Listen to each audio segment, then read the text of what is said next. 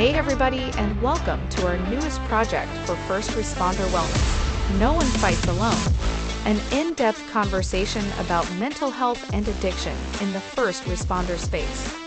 We're joined by your hosts Austin Pedersen and Josh Adams. All right, it's another episode. It's been a minute since we've done one. It's probably been like last one we did was Brent, which you met last night. Yes. Yeah, and that was a good episode. I did enjoy it with him. I was sick as shit that day, so my ears were like plugged up. I couldn't even hear half he said. I felt a little bad about it. But welcome back to another episode of No One Fights Alone.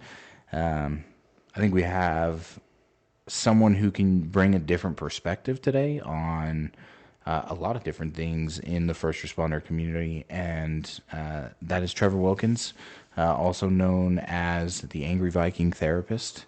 We want to welcome you on the channel, man. Thanks for having me. Yep. I did meet him last night, and hopefully we can bring a little perspective. Yeah, he's a cool dude, and we're also with our infamous Chief Adams. Except apparently I don't talk enough, so... Yeah. We gave him the feedback that he needs to talk more. He's the favorite. You know what I mean? Well, with good reason. I mean, it's either me or you. That's a pretty easy win. Yeah, 50-50 chance there. Absolutely. But no, Trevor, we wanted to give you a minute, kind of introduce yourself, like tell us a little bit about what you're... I mean, Josh and I know what you're about. We got to spend... he got to spend last night. I got to spend the majority of today getting to know you. Yeah. And it's been a really awesome experience. You flew across the country to come out and visit with us. So just tell us a little bit about yourself, man. Sure. Yeah. So, like you said, Dr. Trevor Wilkins, I'm known as, through the therapy world, as the Angry Viking Therapist. I get into kind of how I came across that nickname after a couple of years, but really as it pertains to, today's subjects and the podcast and what we've been talking about. So I spent 4 years as an EMT from about 18 to 22, and then got into law enforcement. Spent a total of 15 years uniform law enforcement, so about 18 years altogether in uniform public safety. And that was not the dream when I was a kid. It just kind of came to fruition at 18 and 21. They sounded like cool jobs and wanted to do it. And, my goal in public safety was to stay with the state police, which I was in Kentucky, and worked a couple different agencies, but the longest there. And, by 40, I wanted to make captain and have myself a post area and ride off into sunset, and really enjoyed being the police. And as I'm sure we'll talk about, it didn't end up that way. So the way I like to tell is about year 7. I'd gone to an accident, just another fatal accident. We've all been to them. Most people listening have been to them. I worked for the states. I've been to thousands of them. It's just something that we dealt with. And when I got there, what I'd found out was this lady had sideswiped a dump truck, which caused her to go through the guardrail, which I didn't know was possible. She went down about 100 yards, about a 45-degree embankment, and hit a tree at the bottom head on. Well, 2 things happened when she hit the tree. One was the car burst into flames, and the second was she was immediately trapped inside of it. So you're pretty tough situation for anybody, probably a top 10 scene that the cops and fire and EMS have had to go to, but just another wreck. So I go down there, can't get her out, and unfortunately, I hear her succumb to her injuries.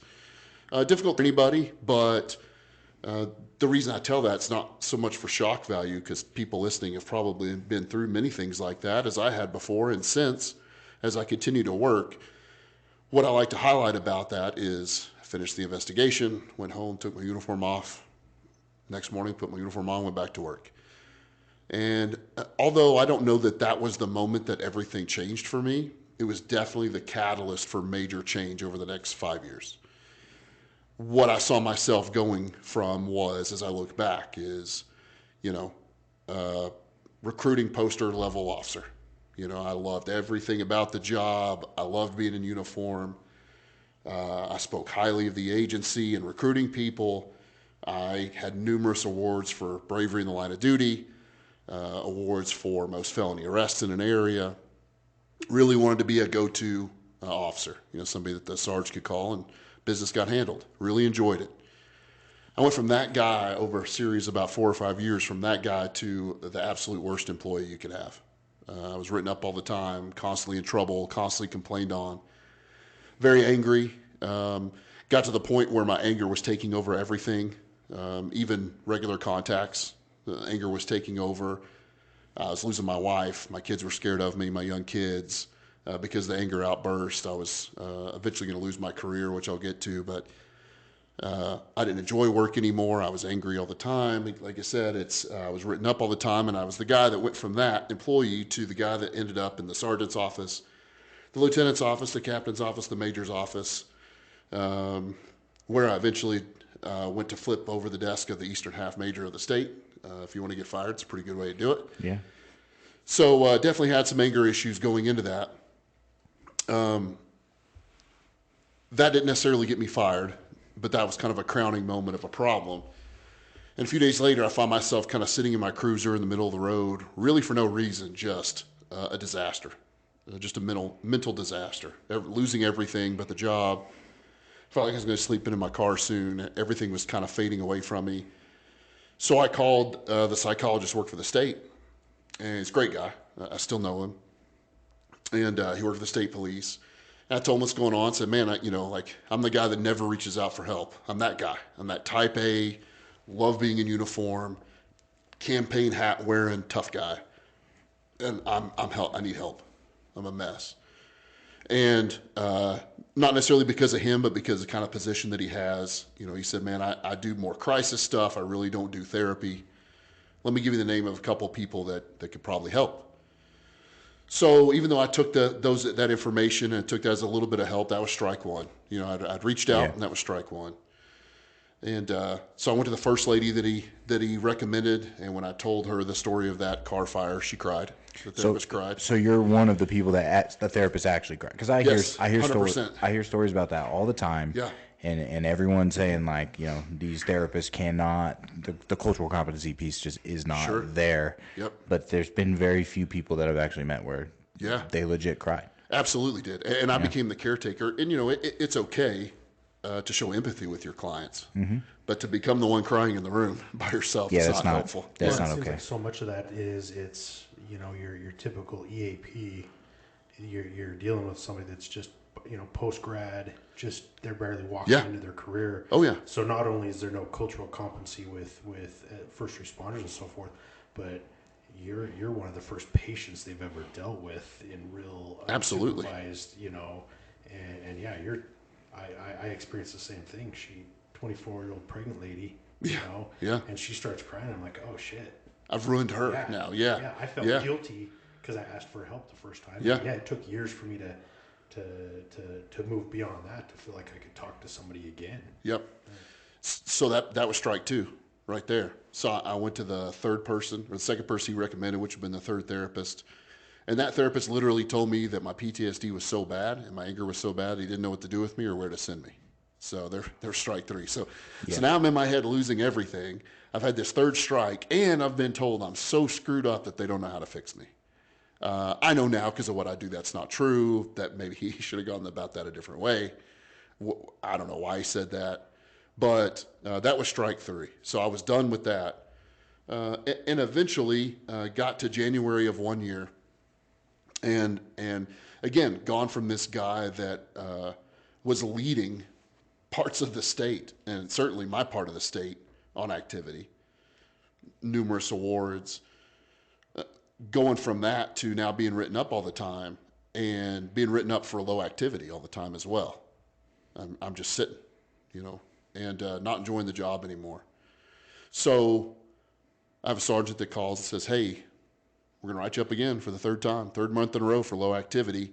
And I finally said, man, I got some problems. Like, this is not good. I got some problems. I think they probably knew that I was changing. There was some problems, but not the extent. I hit it very well. It's a little easier to do at a large agency. So he said, well, man, why don't you take some days off? And I'd never taken a day off before, ever. No sick days. 18 years of public safety, 15 years of law enforcement, I don't take days off. So he said, why don't you take some days off? Heck, take 2 or 3, man. We'll be okay. And he said, but remember, if it's more than 3, you got to have a doctor's note to come back. So I took a lot more than 3 because over a course of the next 7 months, where I burned every moment of sick time that I had saved, which was 7 months, I went to 2 doctors, 2 psychiatrists, 2 psychologists. not a one of them would sign for me to go back. Nobody was putting their name on that. So it wasn't like a fit for duty. They just wouldn't even. It was nothing like that. Just not. Hey, Yeah. we're not bringing you back. Yeah, we're not signing for you to go back to the road. I'm not putting my doctor name on this piece of Nothing paper. restorative, just fail, Yeah. fail, Yeah. fail. So I get to 7 months, and I don't have a job anymore because I'm out of sick time. So that is most of the tough part of the story. And I know with introductions on podcasts, a lot of times, that was a little backwards, and then we kind of talk about, what the guest does and how you got there. And but after talking to you guys over the last 24 hours, I know this conversation is going to trauma. Yeah. And public safety. So we get that out of the way. So early. So, I call those the dark years. I was losing everything. You had to watch my own cruiser drive out of my driveway, everything I'd worked for. So it's pretty dark, but I was still really angry. So I was still kind of, F you kind of mentality about it all. They were still wrong, in my opinion. I was still right. So, again, losing family, kids scared of me, losing everything. So now I'm really in a mess. Now I have no income as well. So the good part was I'm either too bullheaded or too strong, or I guess it depends on who you ask, too stubborn, and decided I'm going to go to school and figure out what the heck is wrong with me. Well, I went to college after high school on an academic scholarship at Texas Tech University. In my freshman year, I figured out I liked girls and beer more than I liked class at 8 a.m. So Yeah, I had that didn't work out. Same thing happened Didn't to work me. out for me so well. Yeah. So here I am. I say that to say that here I am with no degree, no real job skills. I'm sure I can teach something, or I don't know. Security work, maybe. Yeah, definitely not what I wanted to be doing. Yeah. And not being the tip of the spear, in my opinion, anymore. So I went back to school, bachelor's, master's, and PhD in counseling. So what age are you at this point? Sorry, just Late 30s. okay. Mid to late 30s. I started the bachelor's actually during my last few years in law enforcement. That was for criminal justice, just something I always wanted to finish. Yeah. I hate it hanging over my head. Yeah. So I'd finished the bachelor's about the time that I'd gotten out of law enforcement. So that helped with a couple of those years. Yeah. And really had no interest in going back to school. But I'm sitting on the website of where I got my bachelor's from, trying to figure out what to do with my life. And they had a degree for professional counseling. And I thought, well, at a minimum, maybe I'll figure out what the heck's wrong with me. And finished that. Decided I was never going to go to school again. Sitting one night late, looking at colleges for a PhD, and now I have a PhD. So in counseling. So that all kind of led to a private practice that I have in Kentucky, in Lexington, kind of the center of the state, where I and my staff, I'm very fortunate to have a staff now. It's grown really well. We specialize in public safety, military, high-risk careers, high-stress careers, not just as individuals. That's just what we tend to attract, of course. But we also specialize in complex trauma. We're all EMDR specialists, which is a treatment modality, of course, for PTSD that I highly recommend for people and highly believe in. And adults with childhood trauma is our other specialty. So we're kind of trauma people at my office. That led to an online program where I can help people outside of Kentucky, and it's helped to meetings like this, conversations like this that we've had over the last 24 hours. And I get to travel a lot and speak to a couple different places throughout the year, or quite a few places throughout the year, about my experiences. And so it started out tough. I had some dark years for sure, but it as I tell people, it kind of turned into a cool job in the end. I get to do this now. And I would have laughed in your face if, A, you'd have told me I'd gone to a therapist, much less be one, 15 years ago. So Yeah. So that's where I'm at. That's kind of got me into this chair, and lots of little pieces to skip over there, of course. But that's kind of the story that I tell of cop to therapist. Yeah, and that's it's a rare switch over, right? Like there's not a ton of law enforcement or first responders in general that do make that transition, or if they try to make that transition, it's pretty hard. Yeah. Just because of the difference in approach. I mean, what the school teaches you is probably something different than what you actually utilize. Oh, sure. In fact, I even tell people that, graduate school is kind of like the academy. Like, I'm glad I have it. I'm glad that I work in industry that's protected by licenses and by requirements. So I'm glad that I have that. It's a very professional degree and definitely set me up well, but it's kind of like the academy. You know, you graduate the police academy, you think you know everything, you know, like 0.1% what you need to know. And that's not academy's fault. It's just you don't know yet. You haven't done it. And I think a couple things to what you said about that tough transition. One is it takes a lot of school, you know, and it takes a lot of experience. And the problem is if you get the experience first, like the few of us that have kind of made this transition, man, you feel really old for school. You know, here I was going to school with 18-year-olds, and we definitely did not see eye to eye. Yeah. You know, so graduate school is a little bit better because a little more centric on the job and what we want to do. Student body's a little more. But it was still refined. a little bit, a little more life experience. You know, but I still ran into it a lot. Yeah.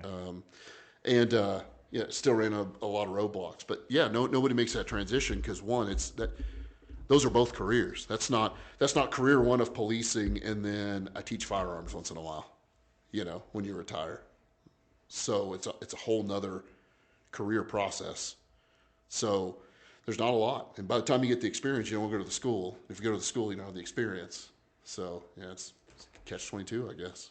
Yeah, but I mean, immediately the reality is that you are in the position that you're at because unfortunately you've earned it, right? Like I think that's where a lot of this talk comes into play, because you mentioned briefly that if nothing else, you were going to find out what the hell was wrong with you. Mm-hmm. Right. And did that happen? I mean, like, did you get to actually through schooling get that inner look at yourself and understand what was going on with you chemically, physically, mentally, everything? So yes and no. And what I mean by that is I did finally figure it out. Although, you know, I'm not perfect, but I did finally figure out what's up. I've got my wife and my kids and my house and my good job and good mental status. I'm in the best place I've ever been in my life, you know, mentally, and not a lot bothers me, which is nice to have after 20 years of having everything bother you. Mm-hmm. But the part that's the no is, did I get that through school? I didn't. You know, I learned a lot. I don't want to take away from the education. I don't want to take away from the necessity to get that education to have a license in order to protect that field. I don't want people just making it up and doing it, you know. But I got all the way through their PhD and still didn't know. I had some idea. We talked about trauma. We talked about depression, anxiety, but I still didn't know. When I really started to learn it was seeking out that further education. Just like in law enforcement, you know, we tell everybody, take every training you can get your hands on, whether you need the certification, whether it's something you're interested in, whether it's something that'll help you later, whatever makes you a better cop. Watch the videos, you know, there's so much out there now for free. And even telling guys, you know, hey, just because your agency doesn't pay for it doesn't mean you can't go to it. You know, like you're going to put your own foot out there sometimes. Yeah, and we talked about that. Skin in the game. You got to. It makes you better at what you do. So I'm a lifetime learner. I'm constantly trying to learn and get better and don't think I know it all. So I go into looking for more, what the heck is wrong with me? If we still haven't figured this out yet in 10 years of college, 12 years of college, how am I going to figure this out? I went to hear a talk by a gentleman who's up at NYU, and he's considered like one of the greatest child trauma psychiatrists. And I'm sitting in the audience, and he has this really monotone voice, and I'm starting to wear out on him, but I know he's supposed to be a genius. And he starts talking about the brain and what goes on during trauma. And it didn't give me everything, gave me a lot though, gave me a good base. And while he's talking, I'm sitting in the audience thinking, man, this is like 90% of my clients he's talking about right now. And then it hit me. This dude's talking about me. Like, this is a brain thing, you know. And I had to take that and refine it and understand it more and keep reading it and get trained in this and trained in that. And it's all culminated in kind of a philosophy of trauma that I get to use every day for myself, for people around me, for my clients. But not necessarily from school, but the mission did get completed, at least, that kind of figured out what the heck was wrong with me. And now I get to, you know, pass that on and share it to other people. Yeah, and that's part of what I think is one of the more interesting thing about working with first responders who either know they have somewhat, I mean, for me to dig it out of some people, I have to explain what trauma actually is. If you sit in a room full of first responders and you say, how many people in this room have experienced trauma, you're going to get about 5 out of 100 that raise their hands. Yeah. Then you're going to say, okay, well, let me tell you what trauma is for X, Y, and Z and what it does to the brain and body. And here's some of the symptoms. Here's some of the signs. And every single person in that room will raise their hand. Sure. Right. Yeah. And it's so interesting to see. And like, have you been able to see a difference in people's responses once you go that brain route? Like, it's what I've seen is when I talk to them about it, there's almost like a sigh of relief that like they're just not fucked up. Yeah. Like that's just not the core of it. They're just not. It's not that. It's chemically. Yep. Things Absolutely. have happened in your brain here's the result. Yep. Right. The anger, the nightmares, I mean, it goes down to diet. It goes to everything, every facet of life. Well, it absolutely is important. It's so important to me, in fact, that it's my first session with people. Okay. It is here's what's up. I got an hour. I need to get some information from you. I'll let you fill me out. See, we're going to talk well together. I need to get some stuff about what's going on right now. But my intake's only an hour. It's all that all insurance will pay me for. So it's not about the money, but I got to make a living. So we got an hour here. And typically the second half, if not the last quarter of that session together, is me explaining what goes on in the brain during trauma. And what I get from the end of that is exactly what you said. Maybe they're not fixed, whatever fixed is. Maybe they're not better. Maybe they're not done.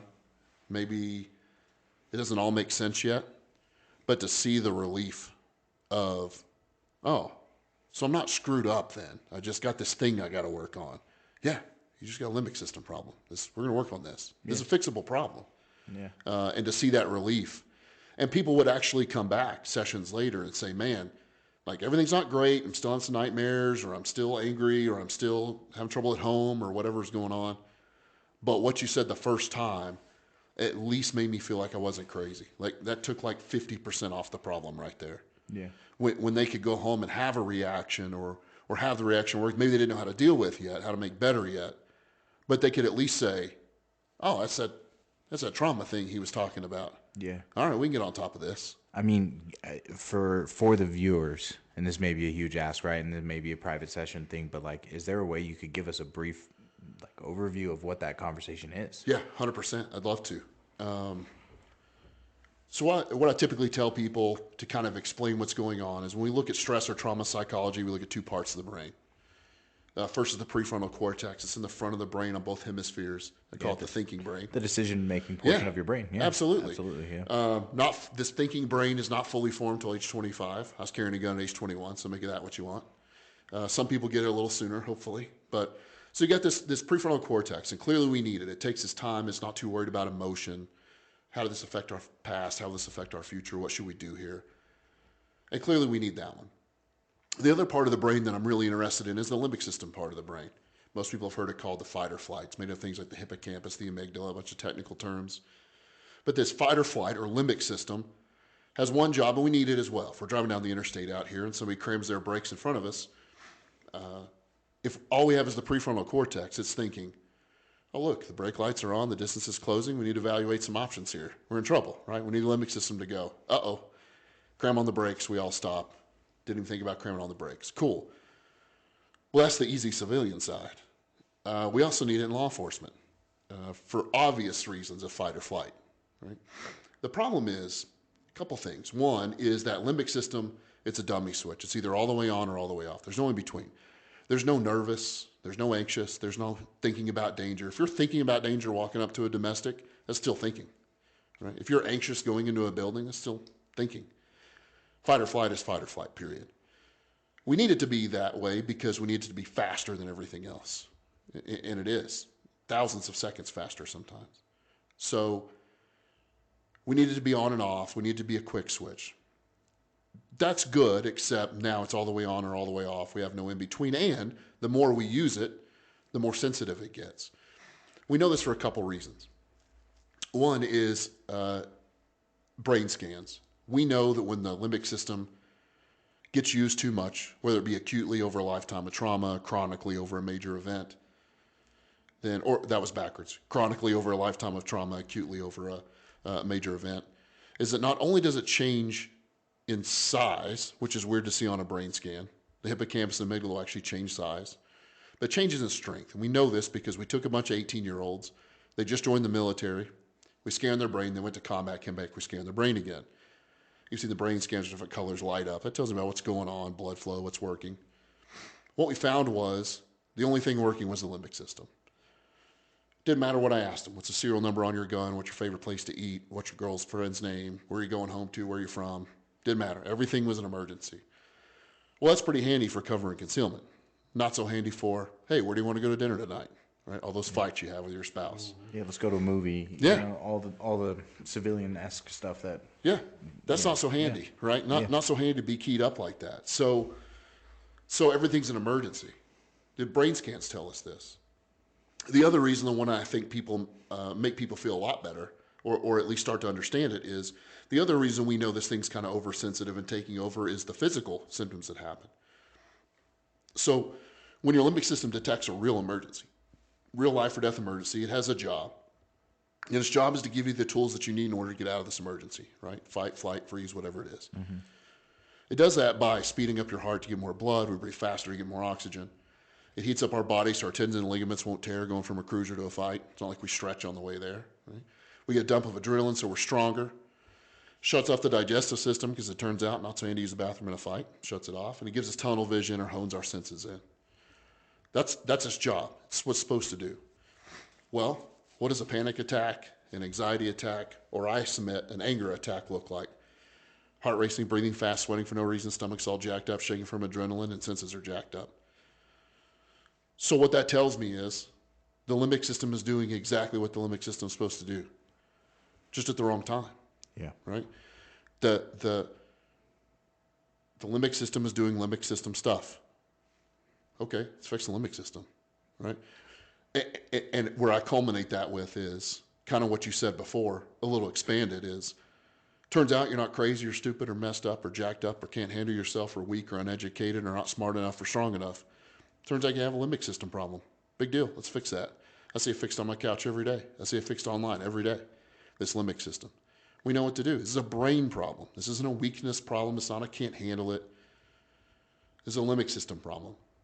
The last way I kind of describe the limbic system that seems helpful is the limbic system is like the smoke alarm of the brain. It's always looking for danger, right? If you go home and burn dinner tonight, smoke alarm goes off, but it's no big deal. You open the windows and the doors, you laugh, and you go out to eat. No big deal. Smoke alarm goes off at 4 a.m., it's a different ball game. Where's the shoes, where's the kids, where's the dog, how do we get out of here, I want that thing shut up. The point, though, is same smoke alarm.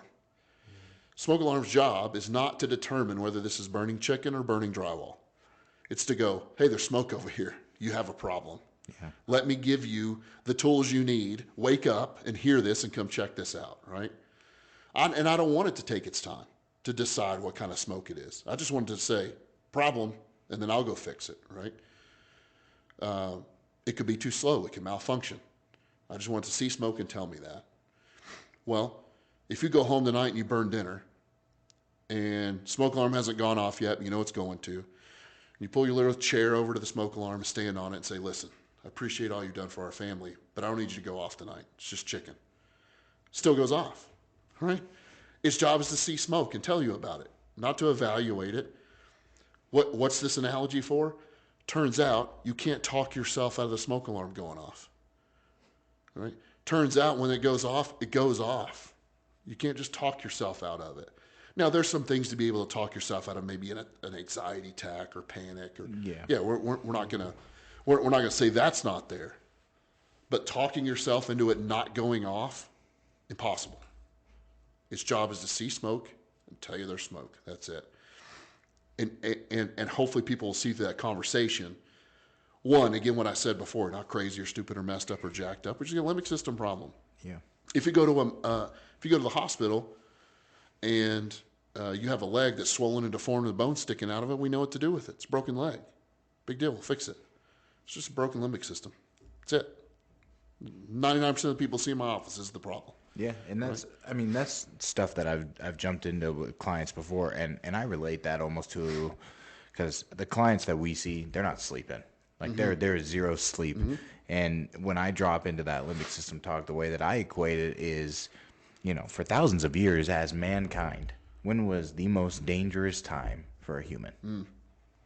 When you're sleeping. Yeah. Right? Like the fire's going there, the dinosaurs are out, whatever. The enemy is out there, and whether it's a tiger or a bear, the easiest way for them to kill you is while you're asleep. And so you tell me that you're not sleeping, you're waking up, you're having these attacks or whatever it may be. Well, the limbic system is not functioning correctly, and the primal portion of you is saying, I'm in danger. So why would I sleep soundly if I'm in danger constantly? Yeah. That's and like that portion to them, like you break it down in such a way, it makes so much sense. But if they've never heard anything like this before, I mean, how many jaw-dropping people do you have that they just kind of stare at you and let you go the whole time? Oh yeah, hundreds. Yeah. Because one of the things I have to watch for myself, it was kind of like policing. Cops do this too. Therapists do this too. I forget that I eat and breathe and sleep and live this stuff, just like I did in law enforcement.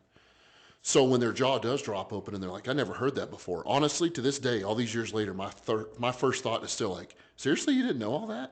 Like, oh yeah, that's right. I had to go to school forever and then figure it out afterwards, right? But seriously, to this day, my brain's still like, you didn't actually know that part yet? Well, it's like, common sense, right? Is what you we think yeah. now, right? And right. that's to us. Yeah. No different than policing. When people would ask you a question and you're like, seriously, you don't know the answer to that question? You don't know why we say Miranda? You don't know that.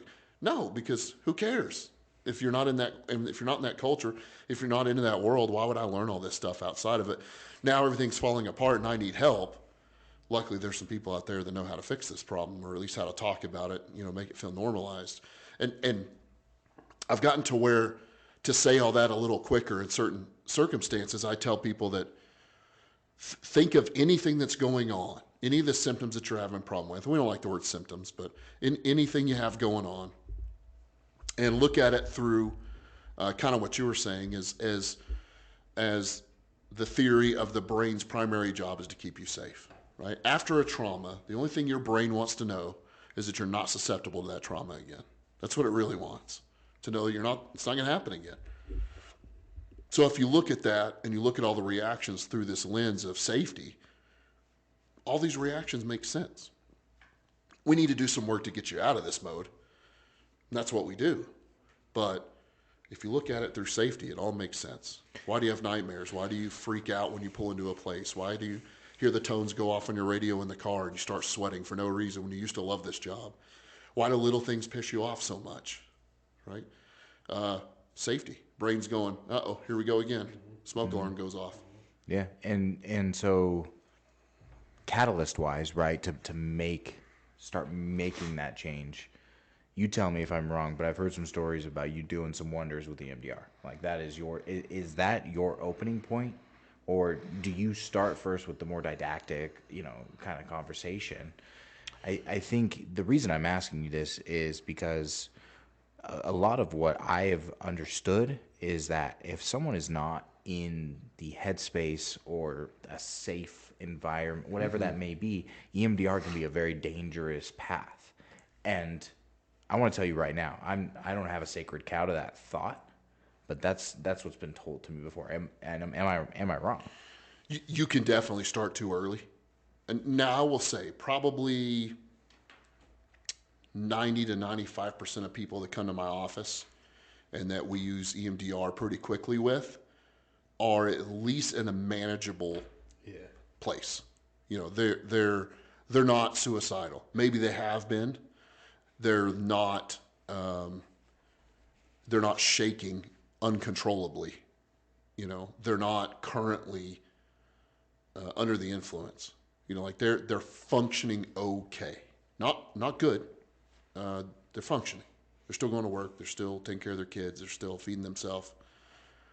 So those folks can jump into and when I say EMDR, I kind of mean the the mechanical part of EMDR, the part that anybody that's heard of EMDR thinks about, right? The actual processing trauma. Yeah, tracking of the eyes and But the better memories. question to that answer, or better answer to that question of, do you start it immediately? I start thinking EMDR the second I laid eyes on you. Now, I may not be thinking about what we need to jump into the mechanics of it yet. That's going to come with time of what's the problem, what's the trigger, and what's going on. But the idea of EMDR is that today's dysfunctional emotions, anger, anxiety, depression, guilt, are created by previous life events. Previous can be age 2, 10, 15, 20, or yesterday. Previous life events that left us feeling helpless, hopeless, or not good enough. And today, that is what's being re-triggered. The helpless, hopeless, and not good enough. The example I always use is myself. Here I am, a strong officer individual who have dealt with thousands of terrible things in my career, and I'm standing at this lady's car listening to her die because I'm not strong enough to get her out. Now, looking back, I know that's not true.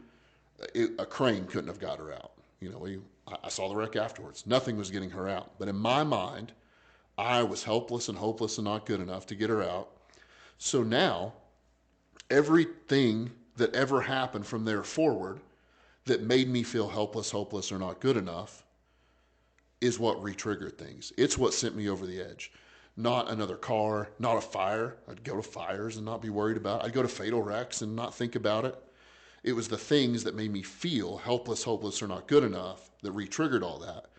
Because one, those are words we like to say as cops anyway. Helpless, hopeless, not good enough. No, I'm the strongest one here, actually. I'll take care of business, right? So we don't like to use those words. And for a while, I thought about kind of changing the words to more cop-friendly, or because those are EMDR words. That's the adaptive information processing model. But when I would say those words, and the person across the room would drop their shoulders, like, "Yep, that's it right there. I never thought of it that way. When I was 5, this happened, or when I was 20, this happened, or yesterday this happened, or 2 weeks ago this happened." It had nothing to do with the event coming back. Nobody wants nightmares or flashbacks, or why does that stuff stick around? And we can talk about the hemispheres of the brain and all that idea, but why do those stick around? Because I felt helpless, hopeless, and not good enough. So to first answer the kind of EMDR question, it is what I would say is the go-to modality I would use for PTSD and trauma and those things. There are definitely things that come in my office that don't require that. We go a little different didactic route or traditional way. But from the moment you come in, my therapist brain is thinking, what put you in this state that hasn't been processed, that's still raw and a problem? So we're always moving that direction. Now, whether it's 2 sessions or 5 sessions or 10 sessions before we try to process a memory, do the mechanical part people know of, the eye movements or the bilateral stimulation, or that's going to come with each individual person that comes in. But I'm always thinking it. It's always in there, because that's how you fix all that stuff about the brain I just said. That's how you fix the limbic system overdrive. That's how you fix the alarm. Nothing's going to make those things good. I just got to get the alarm to quit going off, putting me in overdrive, putting me in an over-emotional overload, right? I didn't yell at my kids because they wouldn't clean up their room. I yelled at my kids because I was in an emotional overload about them not cleaning up their room. Who cares? Maybe some punishment has to be laid out and they have to go in timeout or take their tablet away, or we're still going to do that stuff. But I'm in an overload, right? If you don't listen to what I say, somebody could get hurt, right? That's what we're taught from day one of the academy. It's a good lesson. It's important. But I'm in emotional overload, driven by the fact that now I can't fix all the problems because here's this lady that died in front of me.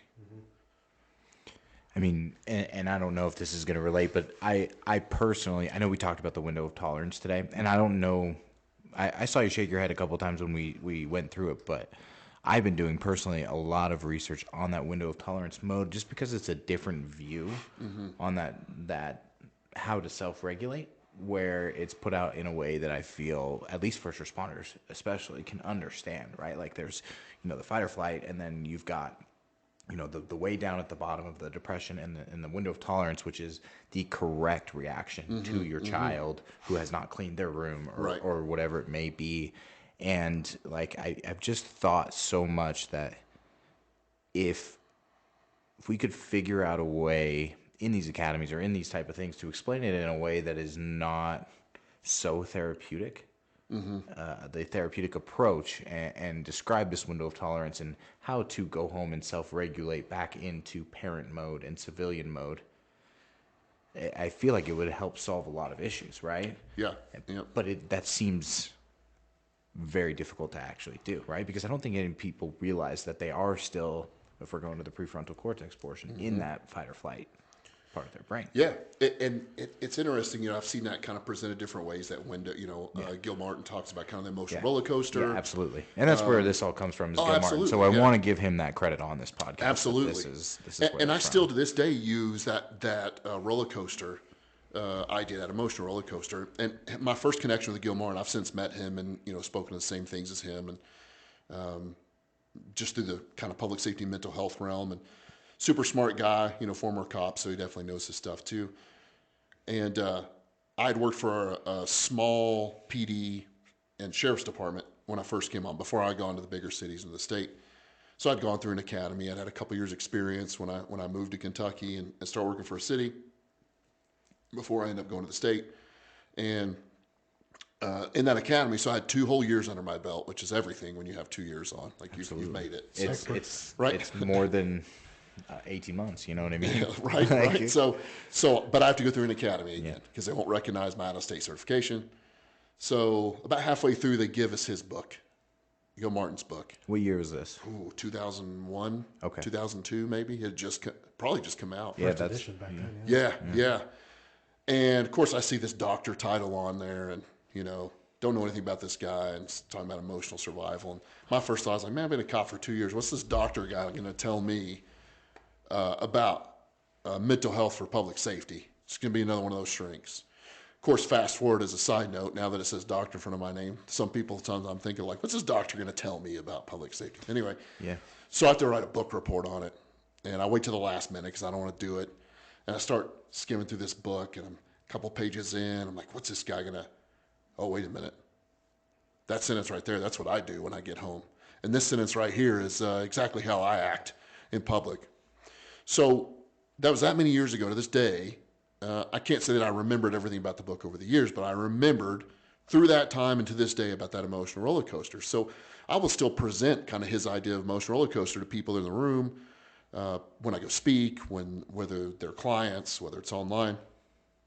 And here's what I kind of add a piece to it is, I won't go too far into it because most people are familiar with it or they can kind of find it, but most people kind of maintain that middle ground. And the way I like to present it is like, it's kind of like this graph that I'll show them. And, most people stay in the middle. An accountant hates his job and he drops down a little bit, but then he has a margarita with lunch and it goes back up. And then his boss yells at him and he goes down. But, he goes home to his hot wife and it goes back up, and every now and then somebody like that will have, say, a car wreck and it shoots them up way above the map, right? That anxiety side, that high stress side. And I feel like it's very rarely.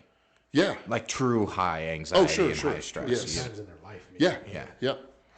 Well, and so they'll shoot up, everything has an opposite and equal reaction, right? So now they drop below, which there's your kind of depression, you're lethargic, you don't want to make decisions. I think you call it the happy chair, the magic chair that you want to go home and sit in, right? Every 18-year-old. Right. Just Sorry, drop it down. I couldn't Right? help it. Yeah. So the problem is, of course, and this was still his point, was we don't typically live in the middle. We're up and down and up and down and up and down and up and down all day long. So, and I love that, and I remember that to this day and how prevalent that is. And you're talking about first responders, right? Yeah. So how prevalent that is. And here's what I kind of add to it, because years later I'm looking at this thing, I'm like, man, this makes so much sense, but I'm having trouble making sense out of how to not do that with the kind of job that I have. And I don't know that his whole idea was to get rid of that, but I'm like, I haven't learned anything yet over all these years to keep me from doing that. I still do that. It's cool that it makes sense. Well, we all are kind of okay, public safety members, with the being over the top. Well, it's fun, it's a crazy shift, and yeah, I'm tired and hated to have to deal with that idiot again, but whatever, it's the job. It's that bottom part under the graph that everybody has trouble with, right? Spouse wants to talk to you, you don't want anything to do with it, you're tired, you don't go to the gym, you don't eat right, Kids are screaming. Yeah, kids are screaming. You don't want to deal with it. So instead of just trying to kind of I'm not going to go home and be like that at the bottom. That's cool to say, but it's going to happen. Why don't we bring the top down a little bit? What if we're bringing down the overreactions, right? We still got a stressful job, but what if we're bringing down the top? Because remember, it's equal and opposite reaction. So if we're bringing down the top, then we're going to shore in the bottom automatically. And we're still going to have it's a hard job. We're still going to have a lot of that in there. But instead of just saying, well, don't go home and sit on the couch and be this way and be that person at the bottom, why don't we quit overreacting on the top? It's going to bring up the bottom automatically. I can teach you and show you and use EMDR and rational therapy and all these things to help you understand how not to overreact and how to get your body from stopping doing that, from the smoke alarm going off when it doesn't need to, when it's minor, like the chicken being burned, instead of the house being burned down, and then you just won't drop to the bottom anymore, right? So, yeah, I give them a lot of credit for that. It's an amazing thing, but again, that all ties into that, the brain problem. Right? If I'm overreacting, if I'm over emotional, and I'm shooting up over the top of the chart, then I can't stop myself from bottoming out. It's not going to happen. It's physical. It's the sympathetic and parasympathetic system. We're made this way. What if I can just stop going over the top all the time? Through things like EMDR, get this limbic system calmed down, and then I'm just kind of hanging out in the middle again, like it used to be. And you said something earlier about, that we see that maybe once in their life, maybe twice in their life, they shoot up there. Most civilians will see 1.5 to 2 critical events in their life. A law enforcement officer will see between 750 and 800 in a 20-year career. That tells me a couple things. One, we're pretty badass because we keep going. Absolutely. Right? Absolutely. And two, it's not the event. Can't be. If the event was the problem, your brain would have quit on day 2. Your second event, the brain would have said, we're done. I cannot physically handle this anymore. So it's not the event. The event impacts us, absolutely. But it is our interpretation of the event, typically that leaves us feeling helpless, hopeless, not good enough, that will always cause that event to be around. That's the raw nerve that's stuck in the brain. And even if people don't like thinking helpless, hopeless, not good enough, maybe they're in a place in their life, their position where those words don't feel like they fit, but they know they're still overreacting to things. I always say that there's 4 primary dysfunctional emotions. Dysfunctional just meaning not functional. Anger, anxiety, depression, and guilt. Nobody wants anxiety. Nobody wants depression. Nobody wants guilt. That anger one kind of feels right sometimes, right? It feels justified. Yeah. It feels like it's making things happen. It's not when we look at the scheme of things, right? But what I always say is I was really good at anger hiding the other 3. Yeah. I don't want to be depressed. I don't want to be anxious. I don't want to be guilty. So I use anger to hide the other 3. Well, I argue the same thing as with the helpless, hopeless, not good enough. I'm not helpless or hopeless, or I am good enough. I'm the greatest cop we got out there. I'm not helpless. I put my uniform on and take care of business every day. I mean, your life is completely falling apart around it. But you're right. Why? Because your anger is covering the helpless, hopeless, not good enough. And that doesn't mean sad sack you. It just means there's something your brain still hasn't figured out how to process and makes it feel not good enough and helpless. And that's what's getting re-triggered. It's not the event. The event's over. Yeah. The event impacts us, but it's over. So you struck a real big chord with my thought process here. And this is something I really want your opinion on, because I'm not in public safety. I don't have the answer to this. I think Josh and I have had side conversations about this.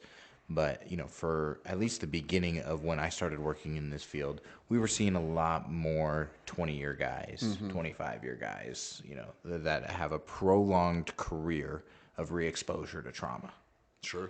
Why is it, do you think, that in the last 2 to 3 years, that has dropped down to the 2-year guys, the 5-year guys? Because what you just said was, it wasn't by call number 2, we'd be done, right? Like your body's given up. So why do you feel like in the public safety field, and this is everyone, police, fire, EMS, I'm not just talking one specific field, they are reaching, I guess I would call it a breaking point, right? Like that's sure the catalyst that drives them to either seek treatment, quit, whatever it may be. Why are they driven there so much earlier than ever before? I think there's a couple of reasons. One is the obvious reason. We're getting better about talking about this, right? I think we still screw it up sometimes, but we're getting a lot better about talking about this. And one of the reasons that I always use kind of my story when I go speak places, and what I typically do, it wouldn't have worked here, of course. What I typically do is I get up and introduce myself as the doctor guy. I don't tell you where I'm from, what I do. I tell you that I'm a specialist in complex PTSD and adult childhood trauma and public safety and high-risk careers. And then I say, let me tell you, I want to tell you a story, and then I'll tell you how I got into this field. That whole story I told of me, I tell as as a client. Oh, I worked with a client that went to this car wreck, and things started falling apart. And at the very end of that, I click it over and show me in uniform, and I'm like, by the way, that's my story. I tell it in the third person one because I don't really want the sympathy for the story. It turned out kind of a cool job. I appreciate when people see that and, like, oh man, you had it rough. So I appreciate that, but I don't want to be the focus of the story. I want the story to be the focus of the story. But the reason I'm willing to tell that all over the place is because we're getting better about teaching about trauma, I think. I mean, this podcast is an example, right? We're getting better at it. I've spoke at agencies routinely and go to in-services all the time and speak and different public safety summits and counseling things about military and public safety.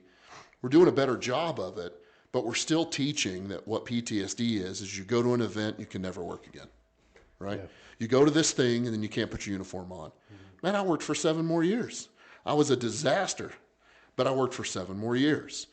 So what I tell people is, and what I typically call the presentations that I give is the real signs of PTSD, because that is what PTSD really looks like, right? It's that. And anybody that works in mental health and listening to this is shaking their head, yes, because how rarely somebody comes in my office and says, I went to this thing and I don't think I can do this job anymore. It's, man, I got a lot of stuff in my bucket and I think it just tipped over. Absolutely. Right? Absolutely. And that resonates well with me too, because I think of that too, where it's like, hey, it wasn't the first death. Mm-hmm. It wasn't the third. I don't know for sure in that sequence which number was the one that was that death by 1,000 cuts, but I reached that mark. Yeah. Yep. And and how many of us even know how far beyond that mark, like you said, 7 years or whatever, were you able to stretch it out where, so let me ask you this, just a thought that came to mind as you were explaining that is, number one, there's studies that suggest different numbers. Your clinical experience, roughly what percentage of people come in for treatment that do have a early life experience, traumatic thing, because so much of, when you talk about EMDR and stuff, it's there was that catalyst, like I was 11 years old. Mm-hmm. We were able to figure that out. Mm-hmm. Okay. So somewhere in that realm.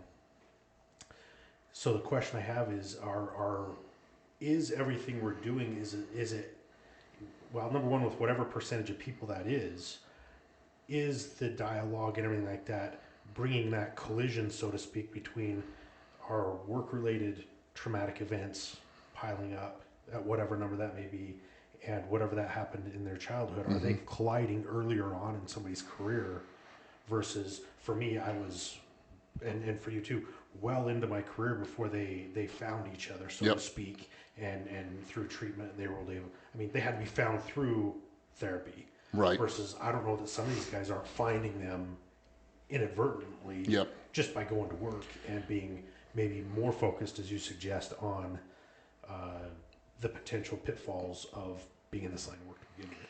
Yeah. And the first part of that question, like what percentage are coming with early trauma? I'd say the vast majority. Yeah. I wouldn't say all. Isn't it like 80%? Probably, if not more. Suggestive studies. Yeah, and isn't there suggestive studies that even 50% have been molested as children of first responders? Yeah, so one of the things that I talk about in those talks is what trauma does, not just to public safety, but, we talk about the brain, like we talked about before, my story in the brain, and then what does trauma do? Well, 1 in 5 individuals in the U.S. have been molested as a child. Well, I'm talking to rooms of 50 to 5,000 people. Mm-hmm. So do the math, right? Absolutely. And It's not a perfect science, 1 out of 5. It's an average, right? But there's 50 people in the room.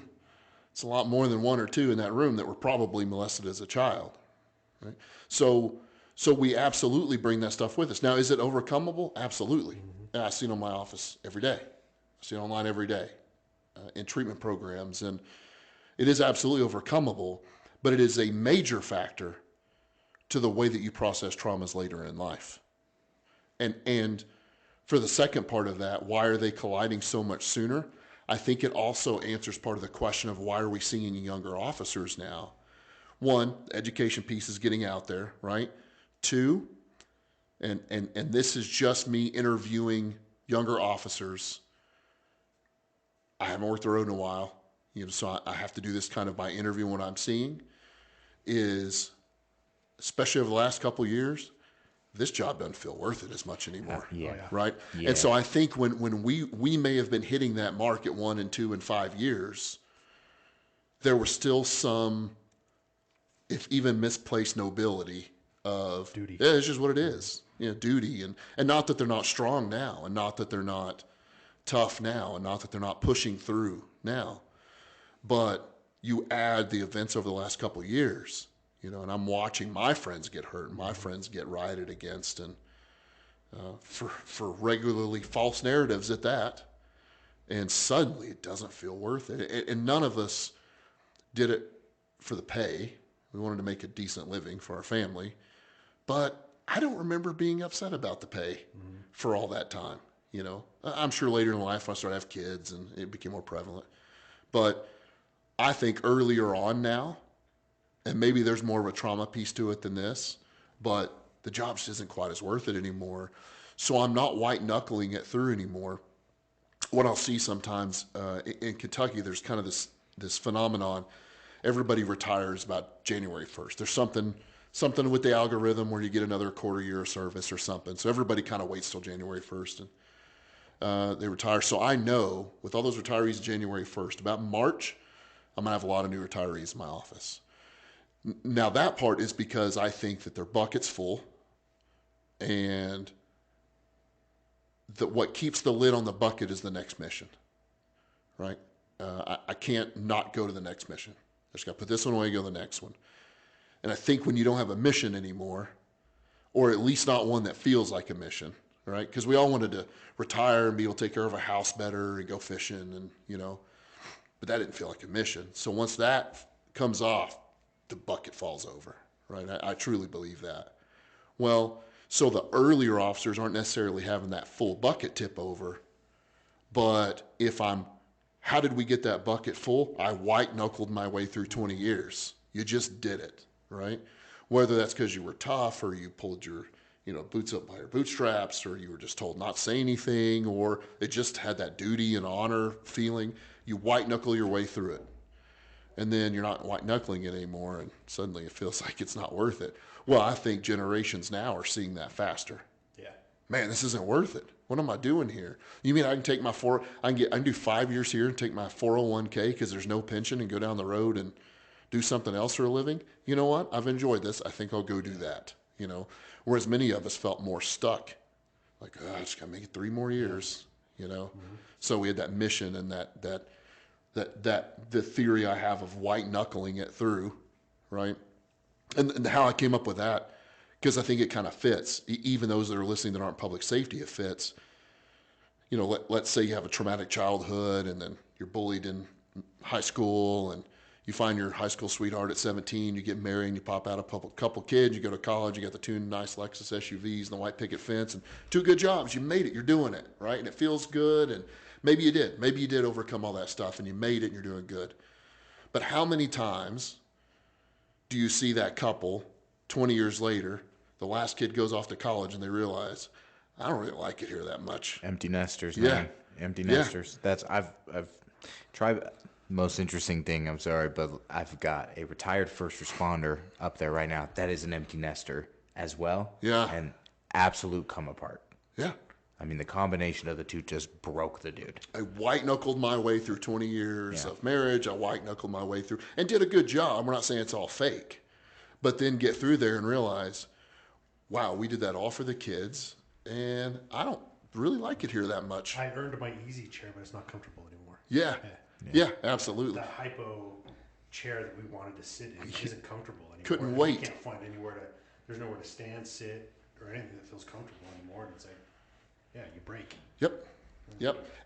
And I saw this, like, when I got out, I was extremely angry, of course. Very angry at the agency, at the people around me that said they'd always be there. A lot of anger.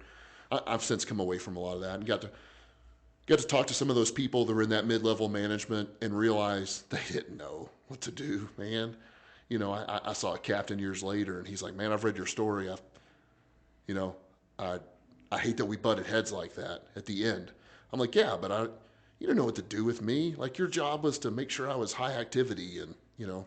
He's doing his job, man. He's just doing his job. To the best of his ability, most likely. Yeah, and some 15-year guy comes and says, I'm falling apart. What's he supposed to do with that? You know? Yeah. So there are very few people that I still harbor at least a little resentment for. You know, they are still out there, but they're probably so high up in the ranks they didn't know me anyway. I mean, that's you being a human, though. I like it. The bottom line is, like, we're allowed to carry resentments. We're allowed to be angry at people for things that they did to us or against us or whatever it may be. And, like, you know, there's the Brene Brown thing is like the guilt and shame, right? I'm sure you're familiar with that. Sure, yeah. Don't know how well you dive into that, but at least on the addiction standpoint, like, guilt is sometimes appropriate. Mm-hmm. It means we're not a narcissist. Like, it means that we feel empathy or other things because we did something wrong. And then when shame is built into that, it creates a whole nother monster. Mm-hmm. And so what I like to say is, so I'm a rational emotive behavior therapy practitioner as well. I got to train at Albert Ellis Institute, some of the coolest trainings I've ever done. And same idea. They use the terms remorse and guilt. Mm-hmm. Remorse is things you wish you'd done, not done, or had done differently. We all have those. Not to water anybody's down, but we have those. Guilt is things I wish I'd done and not done and had done differently, and I'm also a piece of crap for doing it. Mm-hmm. Right? It's the same kind of idea. Once you get to that guilt stage, you know, now I'm the problem. You know, when it's remorse, it was, well, there's some factors here that could have affected it, you know, but once it's guilt, it's guilt. And that anger is when I really got interested in EMDR. So I was doing therapy for a while, a couple of years at a private practice, doing well with clients, and I'd heard of EMDR. And the first mistake I made is I went and looked it up on YouTube. It was some weird hippie lady waving her hand in front of people and asking them if they feel better. I was not only against it, I was antagonistic. People would call. People would call and they're like, hey, it says you're a trauma specialist. Do you do EMDR? And I'm like, heck no. I do real therapy. Come and get some real therapy. We don't do that weird stuff. That's how I felt about neurofeedback, man. Oh, sure. And then I did it. Same exact shit. I made you do it basically earlier. Same exact thing. Yeah. You know? Yeah. So I'm against it for probably a year. And then I go to a conference, a post-curriculum seminar that we put on 6 or 7 times a year in my state. And a former, well, at the time, current trooper turned therapist comes in. And he does EMDR on somebody that I know's stories lasted about 15 years. And in 30 minutes, he had done what was taking me 3 months to do with people. So now I'm intrigued and pissed because I got to get trained in it now. And every therapist that I look for is some weird, you know, toe loop sandal wearing hippie therapist that I can't do it. I can't.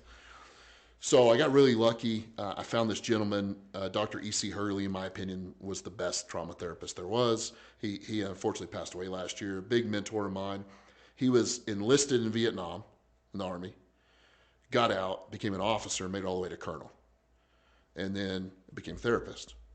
And I'm like, this guy I can probably talk to. If this guy believes in EMDR, I'm going to go listen. Because here's a guy he's a colonel in the Army. I mean, he's been there, done that. So we go, and you get paired up with another therapist during training. And I get paired up with a master's student at the time, which is fine. I'm sure she's a great therapist. But she hadn't even seen a client before. And you get me, like the angry Viking. Now you get me, right? So we split up, and Dr. Hurley comes by, and he's like, didn't you say you've been in law enforcement like 15 years? So yes, sir. He's like, ooh, give her like a 2 out of 10, not an 8 out of 10. So what I chose in some form or fashion, I don't remember the exact words, was when I drive by a state police cruiser, I'm livid.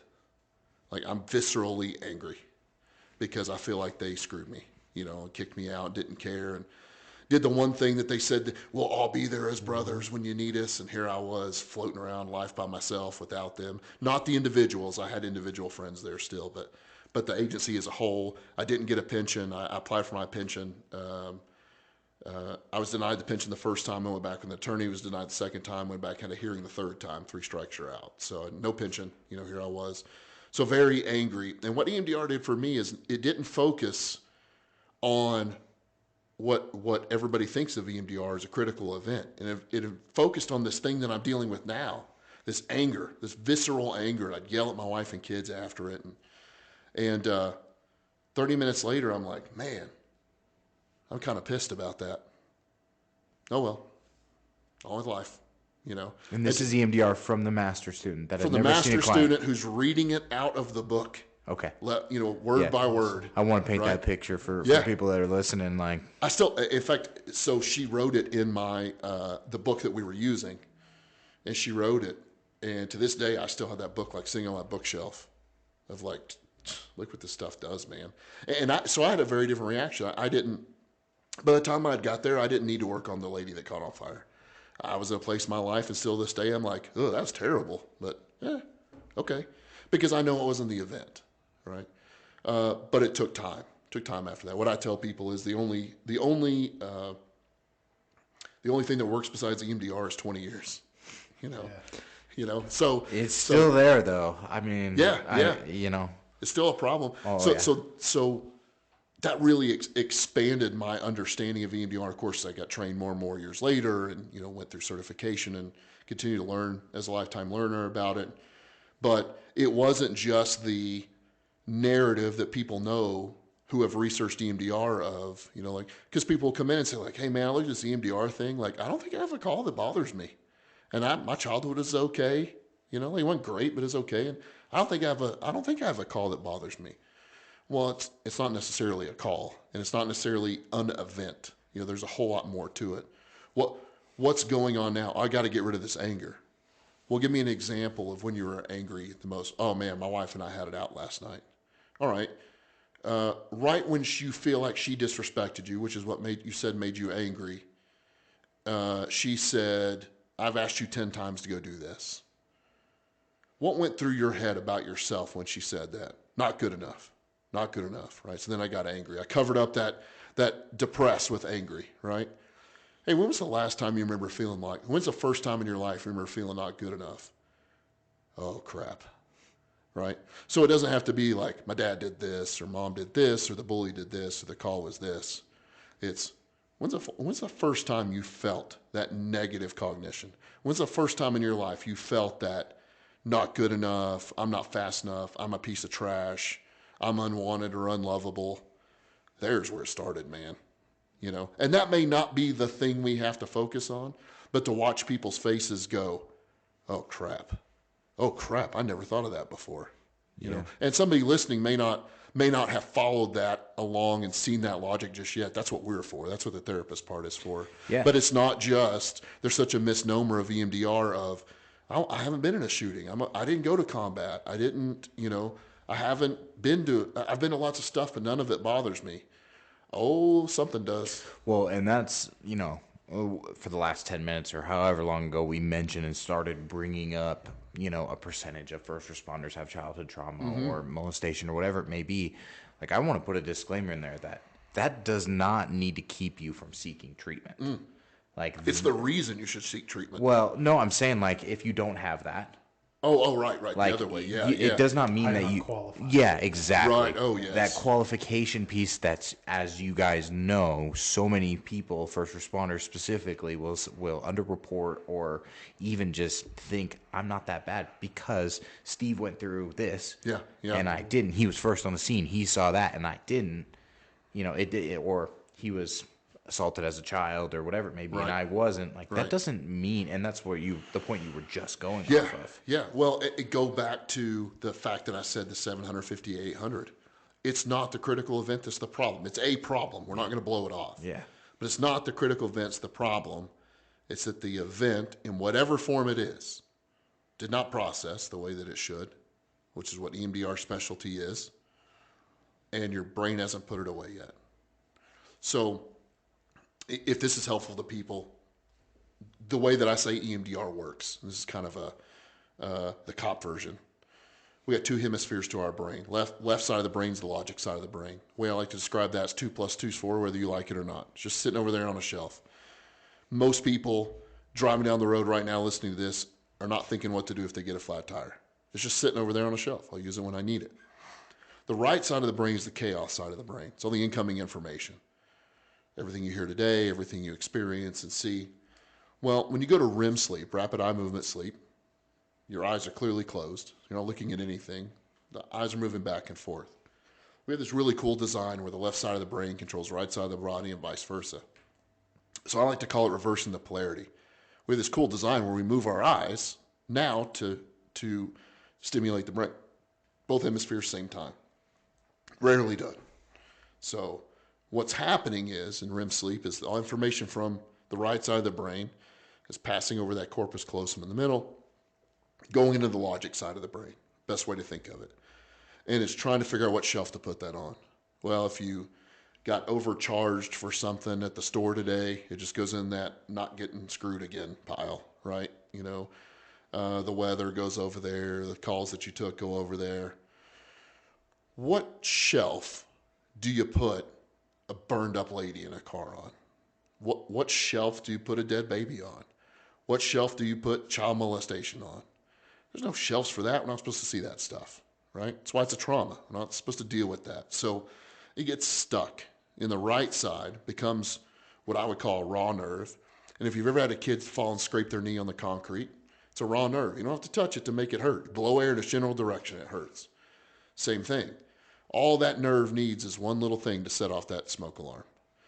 And the other piece that was really helpful to me of understanding why this happens, and goes back to what you were just saying about, I can't find the trauma or the thing. You may not know. It doesn't mean that you're screwed up holding one. But when we put memories away, people tend to think that we put them away as like, oh, remember what happened on 3rd Street that time? We went on that call.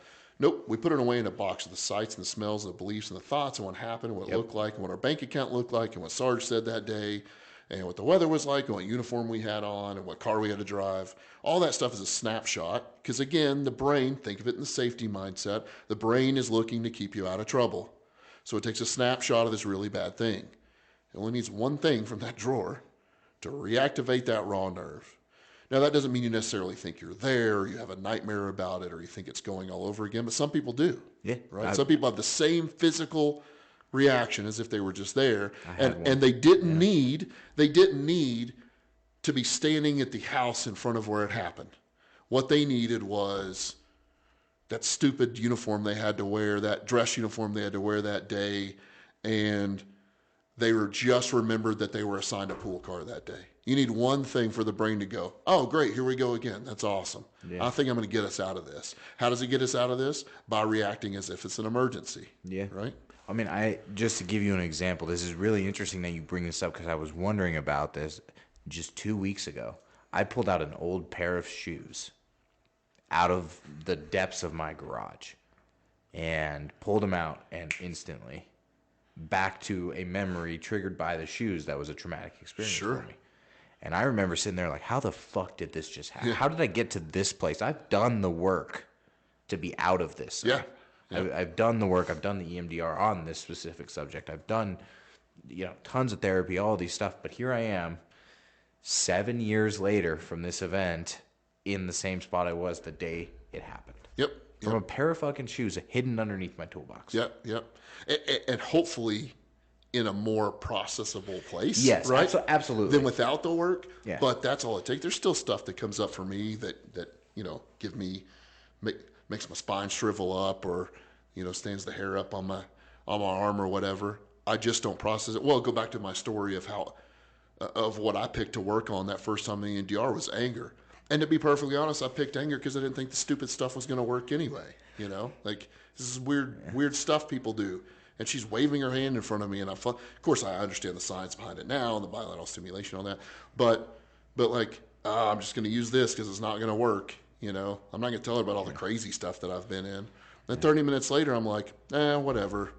Yeah. Stupid state police car. Beautiful. Yeah. It's beautiful. And that's where I want to wrap this up at. I think we've taken more than enough of your time. Josh said I can always talk trauma. Oh, I know. And you and I think could go all night long. I think Josh could too, but... Oh, I don't talk enough to begin with. Well, that's what I was going to say. You dropped more than 4 words, and they weren't the 4 words you said. Yeah, They weren't the save 4 those words, mics. but that was a beautiful conversation. Like, Good. It's powerful. It's informative, and even for people like I think ourselves that are exposed to the mental health aspect, you sometimes to just get a different view from someone is so helpful and understand, because I think you can always understand trauma deeper and deeper. Sure. Yeah. One of the favorite things I get to do, like I said, I do a lot of speaking and traveling, and one of the most weird but coolest things I get, somebody will come up and they're like, "Man, it's like you were talking about directly to me. Yeah. It's like you knew I was in the audience today and we've never met." And I was like, "Dude, I'm talking about me." Yeah. Like, that's how I know this stuff is a brain problem. That's how I know this stuff is real. It's because every time I say it, it's not some weird magical thing we're making up along the way. It's everybody hurt and goes, "Oh, wait, that makes sense, actually. Got it." Yeah. Well, I mean, just even listening to you in Indiana, for example, like, I think the gentleman that I was with was, I mean, he had to step outside for a little bit, because he saw himself in what you were speaking about and what you were talking about, and that's a powerful thing. It never gets old. I mean, I do this so much that this is my daily function. It's kind of like being the police. Like, this is, again, that like, "Oh, you didn't know, you listeners didn't know this stuff yet? Yeah. What are you doing?" But it turns out we don't know this stuff. Yeah, and so once again, for those listening, check out Trevor Wilkins, the Angry Viking. Angry Viking Therapist, yeah. Yep, any shout-outs, websites, anything like that? I'm pretty easy to find. Instagram, YouTube, it's all the Angry Viking Therapist. Those are probably the most prevalent of where you can get information about me. Yeah. YouTube, if you like what I said, it's me yelling at the camera, all this stuff. So Perfect. People tend to like that. The Instagram is the Angry Viking Therapist. It's just one word. I'm pretty easy to find. It is a website, theangryvikingtherapist.com, if you want to get a little more information about, how to maybe connect with me online. But that's pretty stagnant of information. So of course, being the product, but the Angry Viking Therapist. And I was going to tell you when we first started, that came from academia, because they think that I look and act angry all the time. I know it doesn't translate on radio so much, but I'm covered in Viking tattoos. Oh, absolutely. I thought we were kin. Oh, yeah. When we first started. So yeah, I'm pretty easy to find. The Instagram gets the most information, but there's Facebook and stuff out there for people that aren't comfortable with Instagram, and it's all about the same name. It's cool Perfect. content.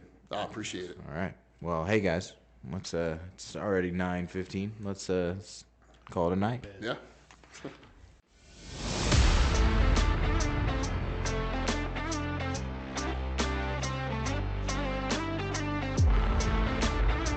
Thank you for listening to this segment of No One Fights Alone. No One Fights Alone is sponsored by Chateau Recovery is a 16-bed treatment facility nestled in the foothills of the Wasatch Mountains in Midway, Utah. Chateau's First Responder Resiliency Program is designed to treat the unique challenges and issues that first responders encounter in the course of their careers.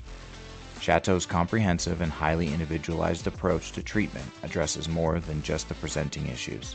It addresses the why.